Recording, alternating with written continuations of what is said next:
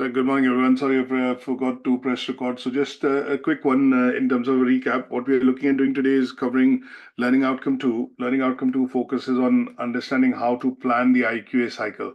It has 4 assessment criteria. So we'll be looking at understanding what goes into planning and what are the type of activities which essentially an internal quality assurer, internal verifier, or in some cases in organizations, a quality manager does. We'll also be understanding in a bit more detail about what should an IQA contain, or when we say the work of the IQA, what does that work essentially entail? We'll also look at summarizing the preparations which you need to do. So sometimes IQAs need to do some preparation in order to ensure that they are meeting the awarding body criteria, they are agreeing and obviously implementing the standards which have been set by the awarding body and various other regulators in the sector.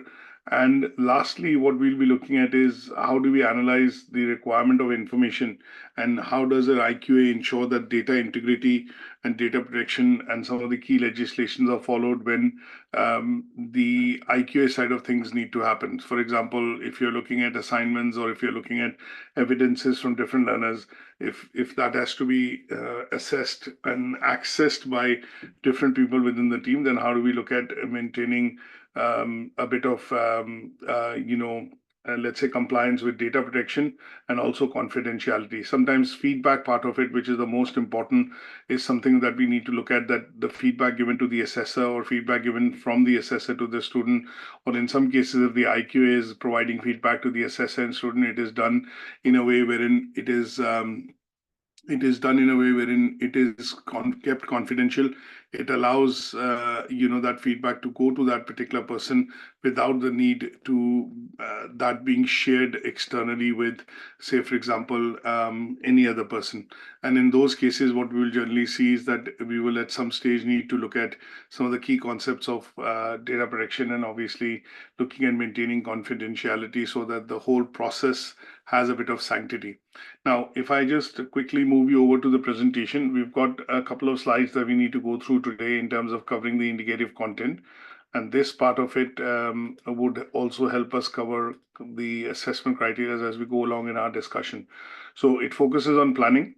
It focuses on, what is the key role of the IQA and how do you provide advice and guidance to the assessors, what data and some of the documentation that you need to prepare to summarize this in order to ensure that the IQA processes are being followed. And lastly, how do you look at data protection, management of data, and obviously confidentiality in relation to the process of IQA.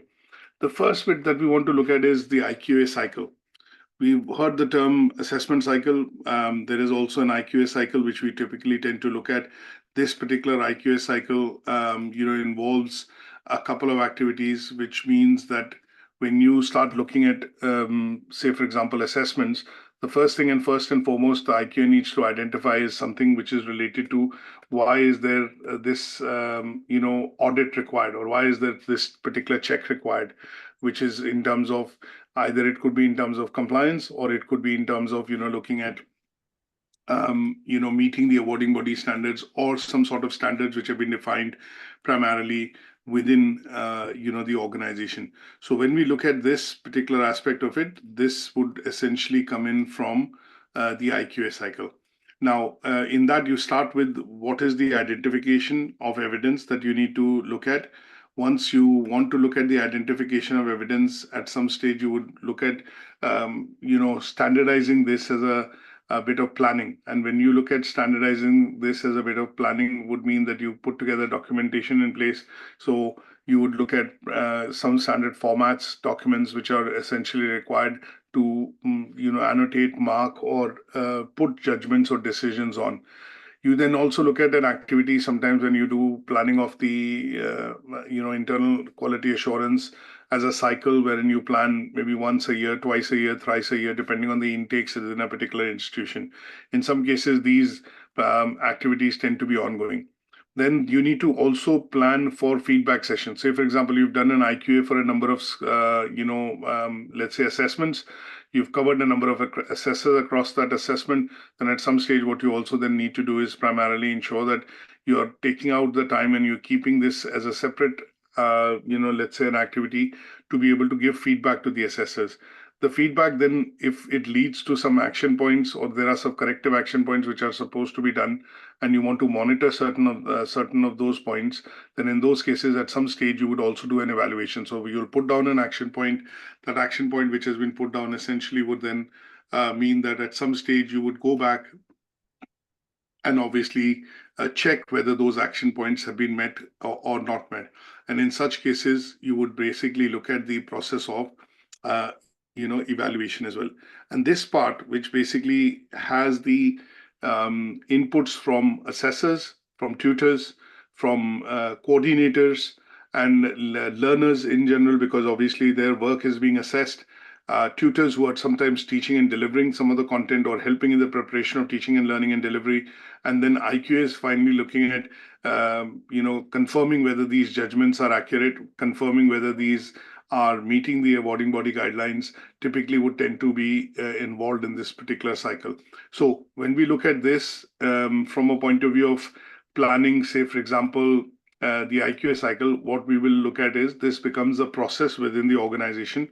And this process within the organization needs to ensure that whenever we run this as a process, we are ensuring that all people involved in this particular process are, treated fairly. The process itself runs as per a particular defined guideline. That guideline could come in from an awarding body document, like a IQA policy or an internal verification policy. It, in the case of universities and higher education, can come from the quality code. And in some cases, this could be a combination of what Ofcall or the Department of Further Education, provides. And in such cases, they would also involve, when I say IQA, would also be involved in basically external assessments, which are carried out normally at the place of work, or having to deal with supervisors or managers to be able to take feedback in terms of the work being compiled as an evidence or portfolio by learners. And this would be true in the case of apprenticeships. And now what we're going to see increasingly coming from next year is the T-level qualifications, in which the IQA's role would essentially also involve taking feedback from the employer or from the place supervisor or the place at which the learner is studying the qualification and doing the practice for it. They would also need to get the employer's perspective into it in order to ensure that the judgments are accurate and they are fair and they are consistent. Now, the assessment part of the planning part of this particular cycle, is summarized on this table. And that planning part of the cycle essentially tends to be, a cycle which will involve these many steps. So when we look at, say, for example, you are establishing a very clear objective. So if I'm the lead IQA in the organization, and I'm starting, for example, if we take up an example of UK Versity, just to summarize this, we start July, and in this case, for example, Shazia looks at running this set of, takes up this set of running of these activities. She, in this case, as a senior manager within the organization, would then be looking at, defining certain bits that she would carry out as activities and explain maybe a bit of a plan with all the assessors, say all the 10, 12 assessors that we have. She would share a plan in terms of how she would be looking at carrying out this particular process of internal verification across different courses and across with different assessors.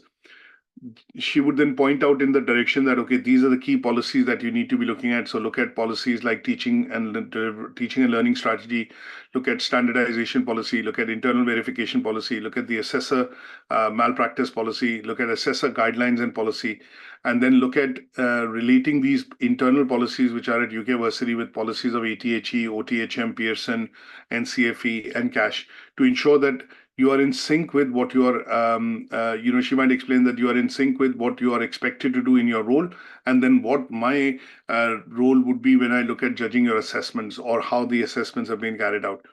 Then at some stage, she would probably look out, by doing some meetings, which could essentially further detail out things like what could be the assessment activities that assessors need to follow through. So, for example, in most assignment briefs, we do generally have what is called guidelines for assessors. So in this case, are the assessors assessing the work familiar with the guidelines, and they know they are able to interpret these guidelines in a way wherein it allows them to assess accurately.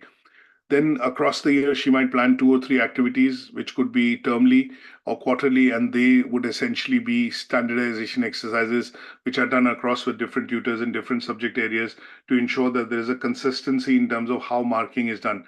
Things like command verbs are being used in terms of writing. Identification of ACs are being done. Command verbs are being used in identification of the ACs.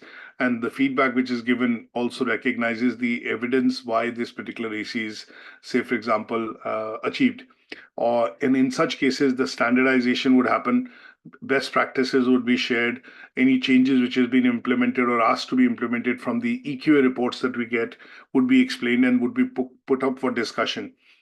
Then at some stage, there's some collection of data, which is done normally through teacher surveys, training surveys, and we normally serve, for example, a tutor survey to all the learners after the delivery of a unit. Now, when these surveys come back, if there are notable points in those surveys about improvement areas, areas which are lacking or gap areas, that is something that she picks up and then explains to the assessor that this is how we would go about covering those. So in those cases, coordinators at the office would essentially also be involved because they will provide and analyze that data, collect and collate and analyze that data and give it to so that it can be shared across, by the IQA with all the assessors. Obviously, there'll be internal audits that she conducts, and these internal audits would be in the form of interim IQAs that she does, or IQA in this position does, so that you are not looking at this as just as a tick box exercise, but you're continuously carrying out this activity, meetings, and also implementing any best practices and gaps in findings which come out from these surveys are implemented and explained to the team. You would also look at improvement areas. You would also look at how do we communicate. So an IQA role would also be to ensure that at some stage, if we as a center work with 6 different awarding bodies, there are lots of visits which happen across the year. There are visits which are monitoring and development visits. There are center quality management review visits. There are monitoring and development visits. These visits, then the reports of these visits and the key best points or best practices identified, areas which are requiring improvement, they are across then shared with the assessors, the tutors, the team, so that we are clearly aware of that these are the areas that we need to work on. These are the areas that are requiring improvement. These are the areas that we need to kind of keep the standards, because we are doing things which are as per the awarding body guideline. Now, this part of the planning would happen once a year. And this part of the planning then leads to also what is called the CPD plan. So if there are gap areas and we need the assessors or the staff needs training, then trainings are identified, and obviously that they are put up into the CPD plan. Now, on the back of it, if I need to look at why this bit of quality and quality assurance need to be put into place as an annual exercise, there are some theoretical, frameworks like the Total Quality Management Framework, which talks about continuous improvement, CI. We look at the Plan, Do, Check, Act cycle, which is normally implemented when we look at getting external examination reports. So if there are action plans recommended, if there are action points given, then or recommendations given, those are then put into action because we need to be able to ensure that they are within the tolerances as defined by the awarding organization. There is constructive alignment as a theory which is proposed by John Briggs, and this particular part looks at ensuring that the assessments being done by the assessors are directly linked to the learning outcomes, or in some cases, like in the case of Pearson and university, assessments or assignments which are done, they are following the holistic pattern of assessing the learner's work. And then you have assessment for learning, which is primarily a tool used again, to evaluate students' learning, just not predominantly evaluation part of it. Are we able to see as assessors, are we able to see as markers that is the student's knowledge and skills being improved when they are studying a particular unit also needs to be looked at. So this is here what we generally see is that the IQA role would become important because they would be looking at going into detailing of these activities, to see in terms of it's not just a paper-based exercise, but at the end of it, you look at things like completion rates, you look at achievement rates, you look at learners at the university level getting into job and getting job opportunities or opportunities for being able to work. Those are part and parcel of what the assessment for learning essentially looks at on a larger in a larger picture. And that is where the approach would be not just evaluative, but also looking at the aspect of providing. This is a cliche term that we get to hear from most awarding bodies, that there is no developmental feedback by the assessor in the assignments or in the assessments which have been done, whether it's a discussion, whether it's an assignment, exam, observation statement, whatever. So developmental feedback becomes important is because what you're essentially trying to do is ensure that the learners are able to develop skills on the back of what they are studying within the qualification. So some of these theoretical aspects or theories need to be looked at because of the fact that we are ensuring that the process or the let's say the process of the policy that we follow is fit for purpose. It is adapted in the organization and it allows the overall development of the learner and also the assessor. And at the end of it, the process and policies are implemented to ensure compliance and meeting the compliance required by the stakeholders, which could be awarding bodies, off-call quality code, which is in the case of universities, and even Department for Education. When we look at, for example, when we look at advanced learner loans and student finance in apprenticeships, those are then other broader stakeholders wherein you need to look at meeting those requirements as well. Stakeholder theory, we can relate to that as well because the IQA process involves pretty much all the stakeholders within the organization. So that means you'd have probably the external, you are the eyes and ears of the external quality assurance or the examiner. So the EQA part of the process, you have a very good understanding. So you involve them. Sometimes IQAs also need feedback. And what they do is get in touch with the respective subject EQA and obviously speak and discuss what could be the best way forward. So you have the involvement and you get them involved on that side of the process. You are working with maybe in a bigger organization, a number of IQAs. So you would have that responsibility of also ensuring that best practices, processes, policies, and obviously decision making is done at a level wherein everybody has everybody is involved and there's an involvement from the key stakeholders, which could be teachers, assessors, IQAs, EQAs, the management within the organization, and to a certain extent even learners, simply because their work is essentially being assessed, on which most of these judgments are essentially made. So that is the overarching essence of looking at the importance of planning and preparing for the IQA processes, which are broken down into a number of activities that you would carry out as an IQA, and that is summarized on this particular table. So any questions on this so far? No. Now, with this, bit in terms of broader understanding, let's go into some of the assessment criteria of what the, learning outcome is looking us to, is asking us to look into. First and foremost is the evaluation of importance of planning and preparing for the IQA activities. Now, this brings us back to the reference to that table in terms of how do we ensure and what are the various activities? What is it that we need to plan as an IQA? So if I wear the IQA hat and I ask you guys to also wear the IQA hat for a moment and think of some of the activities that you would need to do or carry out before you even start this process. Can you think of some activities that you as an IQA would need to carry out when you start this process? Or have an understanding of before you say, okay, as me as an IQA, this is what I do. What is it that you do and what kind of activities you plan out with your assessors? Can you think of any activities that you think that you plan? Like looking at previous assessments, or looking at any sort of feedback they've given, or bringing in maybe an assessment that that they've done, or giving them standardized kind of assessment that they can all work on. Yeah, that is correct. So some part of it would also involve the previous assessments which have been done. Yeah. You look at okay, that is a good point. So any other point from your end, Amrita?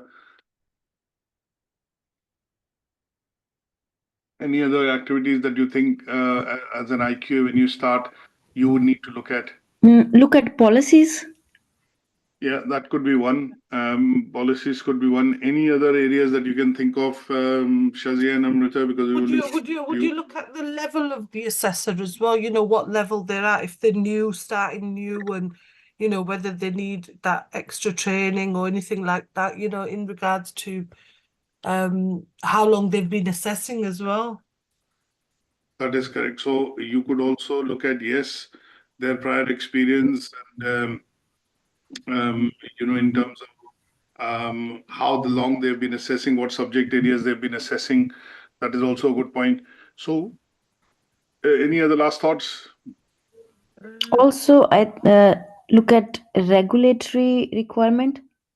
Yeah, that is also a good point, that they will also be involved in that. So yes, so when you look at what you all the points that you mentioned are absolutely correct. So when we look at planning and preparing for this activity, you're looking at previous assessments, you're looking at assessors, their background, what subject areas they're assessing in. You look at policies and requirements. You look at compliance or any sort of standard requirements which have to be met. From say any action points which have been given by the awarding bodies. So when you look at planning your activity, these are the basic requirements that you need to follow through. So if I start with the top level first, when we look at from a top level, when I say is, if I drop a pyramid and you see Department of Education, you go down to off call, then you go down to quality code, then you go down to awarding body, and then you go down to the center. So UK Versity as a center. So when we look at planning these activities, what we're looking at is we start from the top. We look at compliance first. So compliance would mean you're looking at following if you're a center, or like we are a center and we are delivering higher education courses, we look at quality assurance, or we look at quality policies or quality code.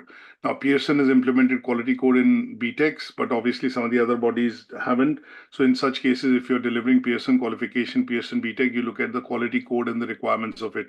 So things like plagiarism, things like similarity, things like the use of AI today, they are now a part and parcel of compliance. So as an IQA, first thing which I would do is tell my assessors that this is the malpractice policy, these are the changes which have come in. And as an example, this is what you need to watch out for when you look at doing the assessment activities. And that is where you are essentially adhering to the standards and the compliance side of things. Then you look at, as somebody mentioned, that you would look at their previous assessment activities, their previous, role in terms of assessment, what they do, what subject areas, and you would relate it to the fact that is there any sort of improvement which needs to be done. So sometimes we see some assessors do borderline assessments. Sometimes we see the assessors commenting is quite brief. Sometimes we see that the assessments are not done in a way wherein they are holistic. That means they would identify the AC, but overall, is the LO being achieved? Is there, merit in the achievement of the LO?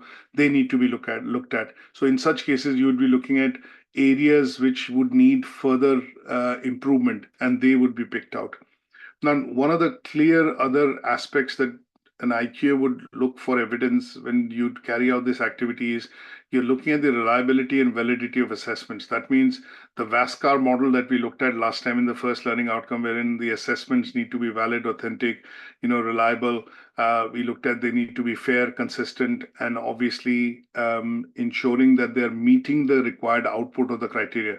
So you would look at ensuring that the assignment briefs used are the latest versions, the handbook or the course handbook and the requirements from the awarding body, which the assessors and tutors are using to essentially teach and deliver that subject area are basically up to date. And then you are generally ensuring that the standards required, if there are any changes which have happened in the specification, are the assessors aware of it. And then the evidence which will be produced. Sometimes we get to see this statement which comes across in the visits is that the center has dropped the ball somewhere, wherein what they've done is they've used the old assignment brief, or they've been using the old spec of the qualification, and the work which has been produced by the learner obviously has been done on that basis. So when the EQA comes or the IQA process starts, you pick this up and you say, okay, now the work has already been done. What can be done? So in such cases, that means the IQA activity has not happened consistently within the organization, because these shortcomings in terms of following the right specification and ensuring that the up-to-date specification is used in teaching and delivery refers to reliability and validity of assessment. Because what you teach is what you're essentially going to get as evidence in terms of portfolios of learner work. And that is where, if the teaching has been, or the input has been incorrect, or the reversion of the input or level of the input has been incorrect, the output will also be affected. So that is what the IQAs need to spot when we look at reliability and assess the validity of these assessments.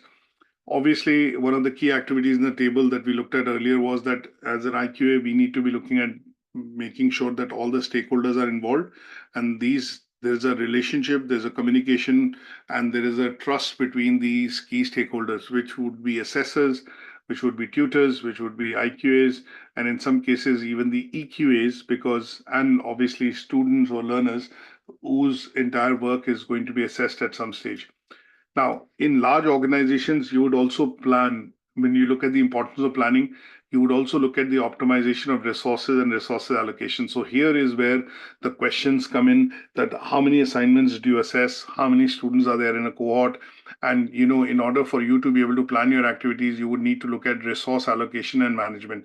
So resource allocation and management would relate to how much time is provided between the issue of the assignment to the release and then submission of the assignment, how much time is given to the assessors to be able to carry out the assessments, and then in what time frame the assessments are then verified as judgments by the IQA to ensure that they are fit for purpose. Now, if the reliability of it is questionable, then in those cases they have to be done in time so that the work can be referred back to the assessor with a bit of an action plan, but the assessor then has the ability to be able to refer the work back to the learner, and that would allow the learners to redress and obviously change the work and then resubmit for the purposes of assessment. So in such cases, sometimes we get the practical example of this would be if an assessor is overworked, that means he or she is marking too many assignments.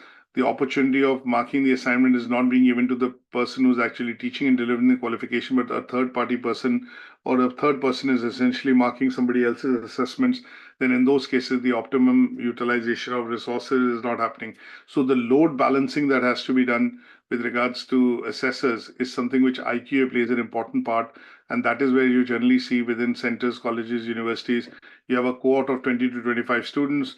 Once you teach one unit, the other assessor then or the tutor steps in after that unit is completed in 6 to 8 weeks.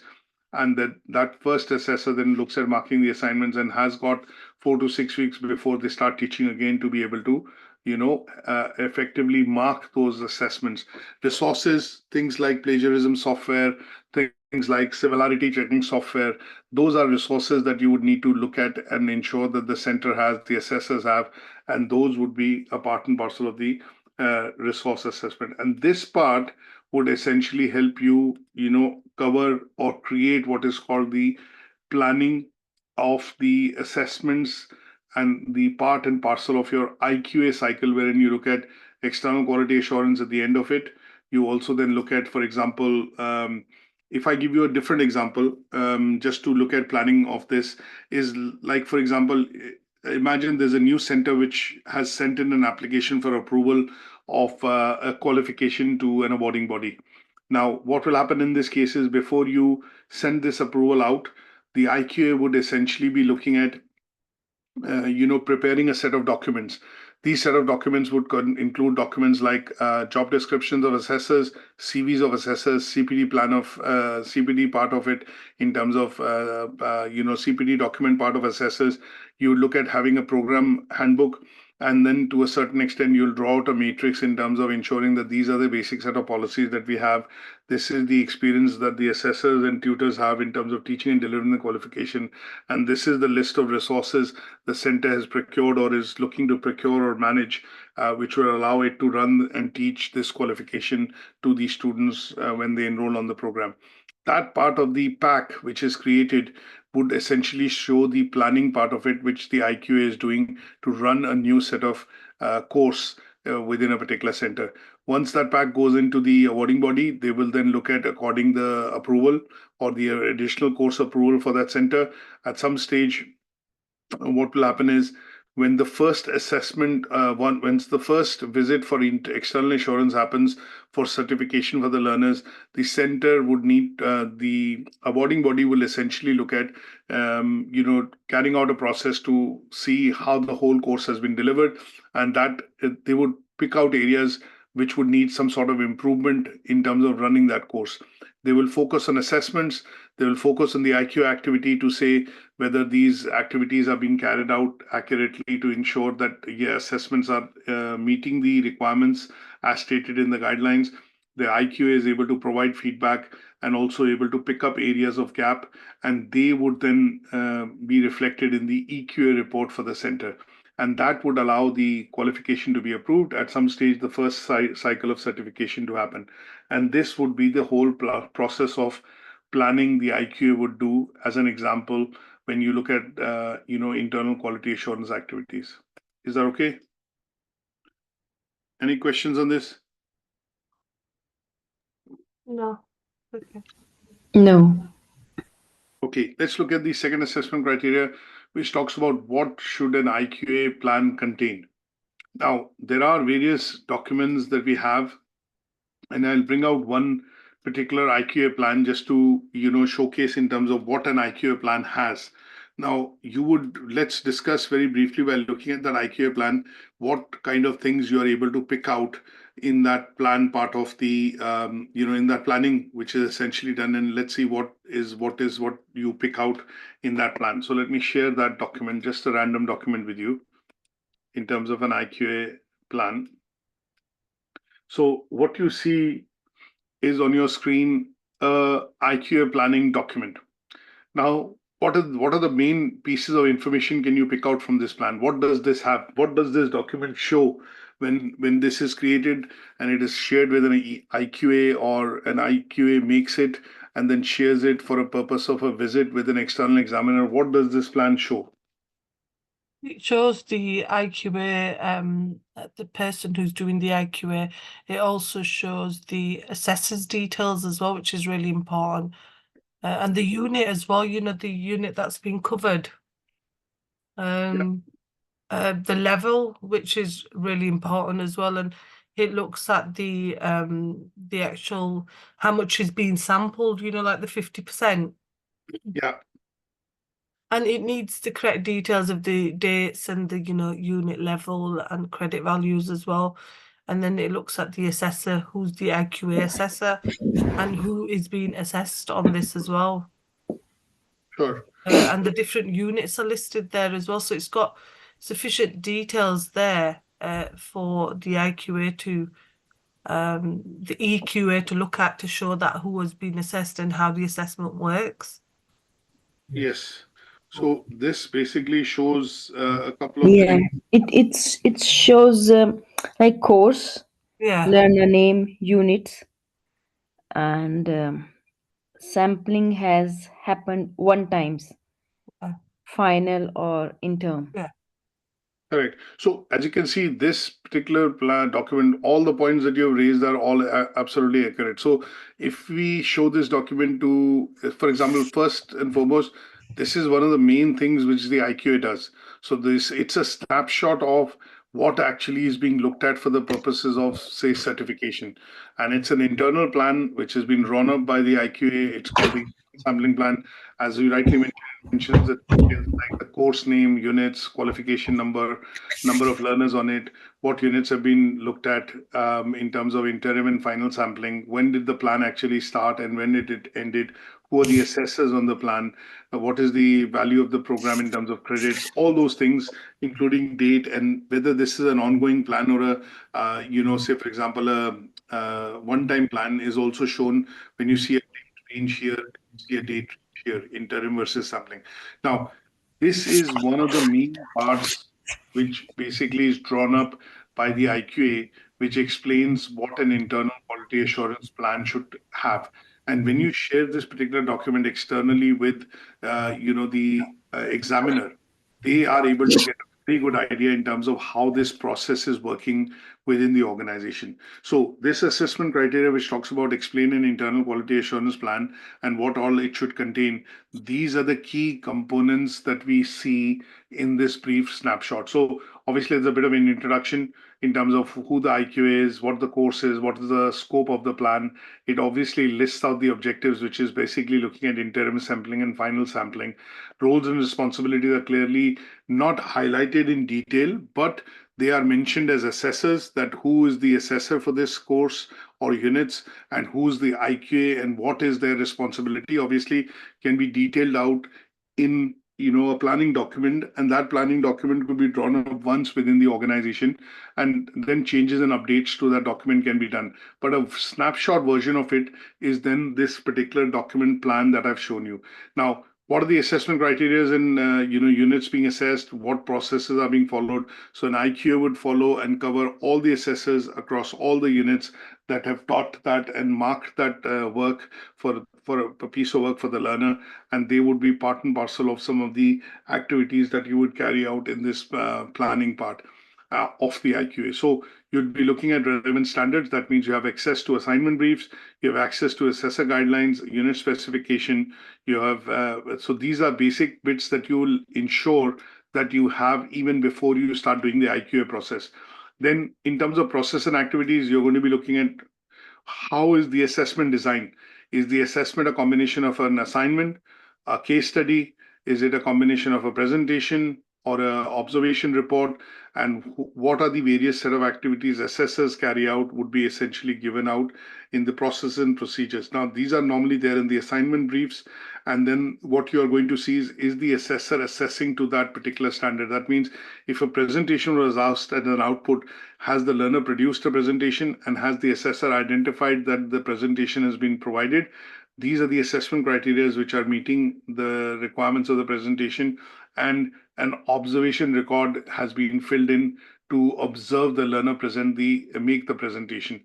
Then you would at some stage look at carrying this out across assessors if there were different assessors involved, and then the monitoring and evaluation of it would essentially mean that where you would be looking at what would be the ideal ways of picking out samples, and at the end when these samples have been picked out for the purposes of moderation or your internal verification process, are there any areas wherein there is differences in terms of how different assessors have carried out these assessments? And if there are differences that you spot, then you look at including them into monitoring and evaluation, which will be normally done during a standardization exercise.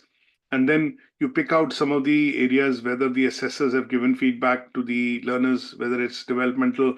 In the IQA reports, now if one of this was the IQA plan which I showed, if I also pick out, say for example, and show you one IQA report for the same plan, if I show out an IQA report, that is the other part which you are going to see in terms of what would be required by the IQA, and IQA would then give feedback to the assessor to say whether you're meeting and marking. So these are the standards that you're looking at in terms of when we talk about monitoring and evaluation processes and procedures. So in the IQA report, you are going to check whether the assessors are marking to the standards as specified by the assessment criterion of the unit. Is the unit and the work being accurately assessed? Are the assessors actually identifying the ACs in the assignment? Is the feedback referenced and related to the criterion? Sometimes we see assessors marking the feedback and then saying, okay, this task is achieved, but they don't give any feedback on it. So how do you know what is the evidence that you've looked at scrutinizing to say that this is meeting the criterion? Then the IQA will also look at activities, which would mean if there are areas in which assessors are giving developmental feedback for learners to be able to achieve or resubmit a particular work to achieve the unit or the assignment. Are the comments justified? Are the grades justified? Is there a declaration of originality? Has it been checked for plagiarism, AI detection? And do you agree with the decision? And if there is any feedback to the assessors, then is that being recorded here? That would also go across in the activities that you explain in terms of what the IQA plan and the role should be. And this is documented for individual learners, for individual units, and across courses when the IQA activity actually happens. So this part in terms of how do you plan and how do you execute the IQA plan and what all does it contain is the essence of doing this particular task. So you have your documents and you have your templates that you're going to use. You're going to obviously define these objectives, that the purpose of this activity is to essentially ensure that the judgments are accurate, they are consistent, they are fair, they are valid, they are reliable, and then you are going to carry out this particular activity, which is going to be the internal quality assurance activity as per a particular plan. And that particular plan would then basically not conform, but confirm that all the set of activities which have been carried out by the assessors are meeting the guidelines of an awarding body or the quality code or the set criteria which has been put in order to award a particular grade, or in order to confirm the achievement of grade by the learner or a qualification by the learner. Is that okay? That's the bit that we need to look at in this particular assessment criteria, which talks about explain what the IQA plan should have. So your plan would have an IQA plan, essentially a document. It'll also have IQA reports. You'll have assessor feedback reports, and you'll also be looking and monitoring, this through over a period of time by carrying out some standardization activities. And that would be the plan that you would need to have to run, let's say, a basic set of IQA activities in a particular center, training setup, or an institution, which is teaching and delivering courses or providing training. Is that okay? Yeah. Do you know these plans that you're showing us? Do you put samples on Moodle for us? Or do you email? Can you email them to us? Yeah. These samples is what I will put up on Moodle just to label them along, and they would primarily say, okay, example of these are templates essentially we will provide, so that you are able to download them as Word documents. Yeah. And obviously in some cases for the assignment, when you need to produce these, you will be able to use these templates. Thank you. Now, the second or the third assessment criteria talks about summarize the preparations that you need to do to carry out an IQA process. Right. Now, here an example that I would say would be that assume at our center, say at UK Versity, if there is a visit that is now going to be put into place for certification of learners, for a set of learners. Now, what would happen in that particular process, and how would you put that particular process to ensure that this particular visit for the certification typically happens with the examiner, and you basically, the learners at the end of it, as I would say, end up getting the certification. So just to give you an example, for every visit that you do, let's look at what are the preparations that you would do. So for example, if there is a visit to be put forward for certification, now in most universities, colleges, you would see towards the end of June, just before summer break, that we break for summer, most exam boards will be happening. Most of the IQA activity will go into overswing. That means, it'll go into an overdrive. Sorry. That overdrive, what I mean by that is that we know that a lot of learners who started classes last year or went into, taking up courses in September would be looking at completing the first year or maybe the course itself. And towards the end of June, all this process would, come to a fruition by ratifying what the learners have actually achieved. So this ratification would typically tend to happen with exam boards and universities in centers. But when we look at awarding bodies and training organizations or institutions which are working as training providers, this process culminates as a process of, with an external examiner visit or an external quality assurance visit.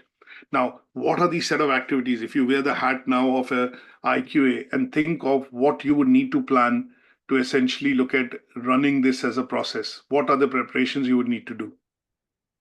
So the first part I would suggest that we normally look at is, at some stage, somebody in the organization, like an examination officer or an IQA, in some cases, course coordinators, whichever way in certain organization it works, they will have the responsibility of tracking and also putting together a list of learners on a particular course.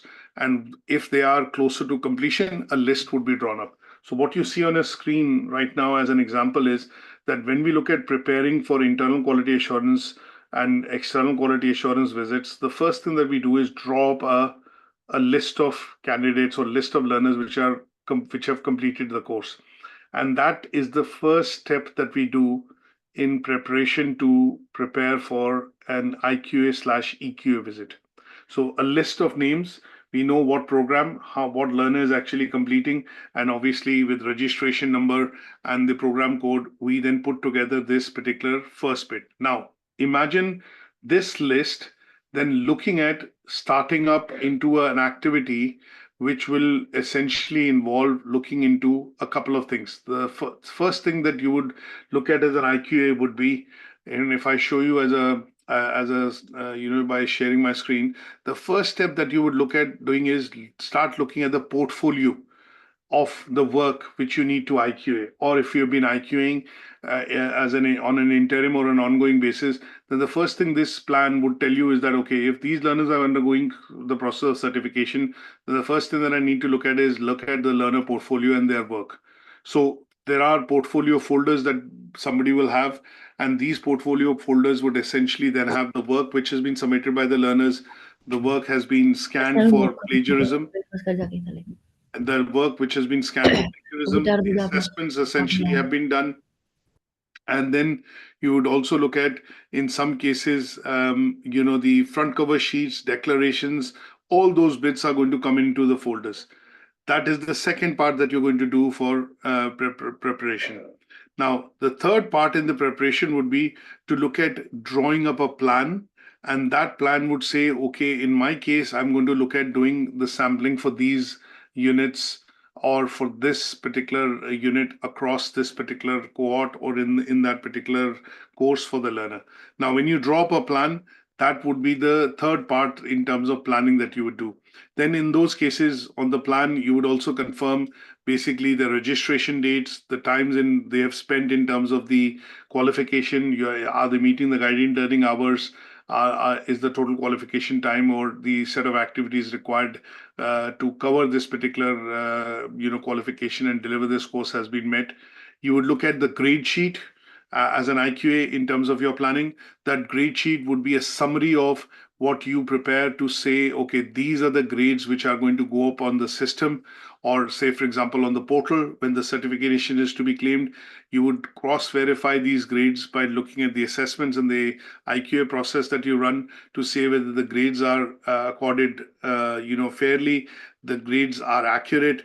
And at some stage, what you'd also look at is, have the assessments been done, in line with the requirements of the awarding body. Now, once you put this in place, you would also look at what was the previous CQA report and did it have any action points or recommendations on that report. So you look at the previous report as well, and that previous report will clearly inform you that were there any previous action points in that report or recommendations made by the EQA which need to be followed up to complete before this visit is put together.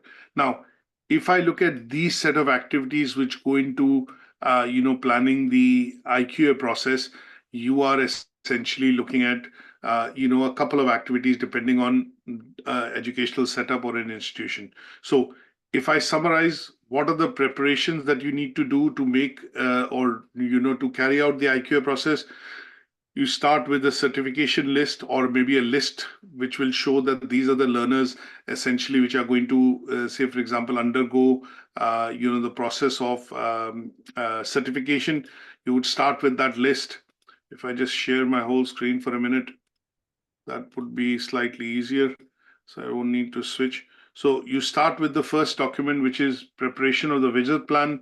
After the preparation of the visit plan has been done, you go into checking the registration and some of the basic details of the learners in terms of data. Then you go into what is called compilation of the grade list to say that these are the grades which have been accorded. There are no issues or instances wherein the grades have not been agreed by the learners or the assessors. So that's the registration sheet that you have to verify the number of hours, guided learning hours the learners have spent in the qualification. Are they suitable enough? Are they enough for them to be able to put forward for its certification? This is the IQA's role, which they will check.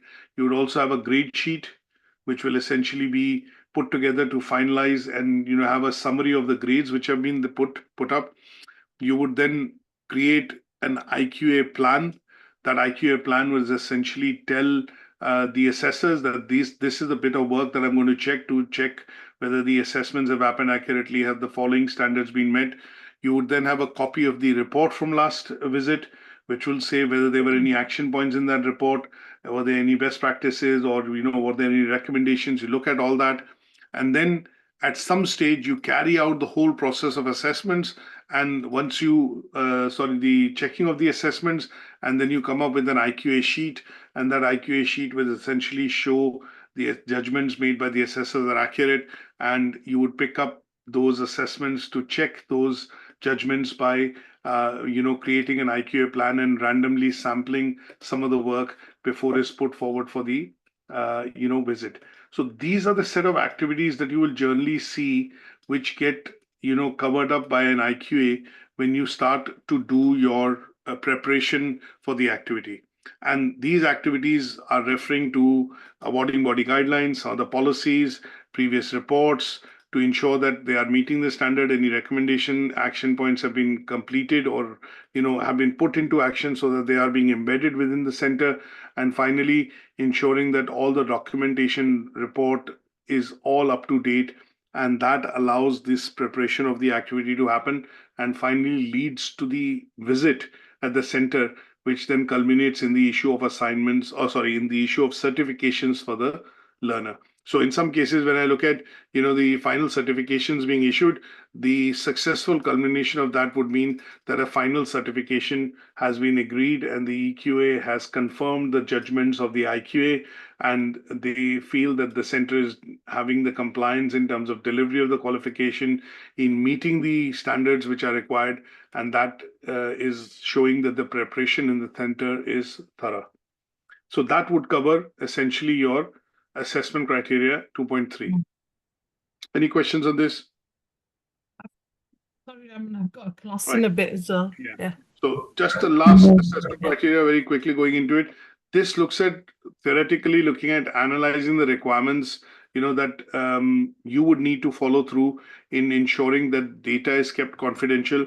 There's a proper information management within the center, and people with relevant access have access to this data, keeping in mind the confidentiality of learner work and portfolio. So in essence, what does this mean? This means you are aware of guidelines that how long the assessment and the data needs to be stored as per the awarding body guidelines. An example of that would be Pearson says 4 years, most awarding bodies says 4 or 5 years, that the data has to be stored within the organization after the final certifications have happened. Now, in order to do that as a process, there has to be a assurance process within the organization wherein the information is securely stored. People only with relevant access have access to that information, and if access has to be granted, then the IQA needs to be consulted, or the data protection officer in this case needs to be consulted to ensure that the work, if at all it is to be shared outside or has to be referred, then is anonymized, and the identity of the learner is kept confidential. If you provide feedback to assessors, that is done in a way wherein the assessor feedback from the IQA to the assessor is also kept confidential. If there's an action point or some sort of corrective action point plan which has been put forward, then that is also monitored in conjunction with confidentiality requirements, and making sure that the data and the required documents being shared are accessible to relevant people with clearance. So in most organizations, GDPR is not implemented. There's a data protection officer, examination officer is responsible for ensuring that these records are kept safe. They are archived. They are only accessible to certain people and on request in writing. Now, if there are data breaches, and if there are, for example, in certain centers, another example that I'll quickly give you is if you run assessments, which are external assessments, like the exams, for example. Now, in such cases, if you receive exam papers into the center, then those have to be stored, securely. They cannot be accessed by anybody unless it has been authorized by the IQA or the examination officer, and they are then released on a particular date for the learners to be able to sit exams. So in such cases, you would look at data protection measures or security measures, so that there is no breach which happens in terms of sometimes we get to hear that the GCSE paper for this has been leaked, or that has happened, and these are instances where you would be looking at in your center or as an educational setup, ensuring that information management, data protection, and confidentiality is maintained through the IQA process, wherein one part of it deals with compliance, second part of deals with security measures and data breach, and the third part of it deals with legal compliance if you are a center and you're managing examination kind of a setup through external organizations like Pearson, AQA, NCFE, wherein functional skills, for example, is an externally assured examination which needs to happen. And if as a center you receive these papers, they have to be kept securely. The IQA has the responsibility to ensure that there is no data breaches or leakage of these papers happen, and that is a part and parcel of your IQA process, wherein you look at managing information, data, and confidentiality. Any questions on this? So this brings us to the end of Learning Outcome 2, which primarily is focused on understanding the internal quality assurance process and planning part of it, or the cycle part of it. And this is covered across with these 4 assessment criteria that we've discussed today. So what I'm going to do is put this presentation along with some of the templates and documents up on Moodle, which you can refer to for additional reading after the session. And then we'll catch up next week to cover Learning Outcome 3. Okay? Thank you. Thank you. So until then, take care. Thanks for joining, and I'll see you next week. Thank you, Raman. Thank you. Bye. Bye for now.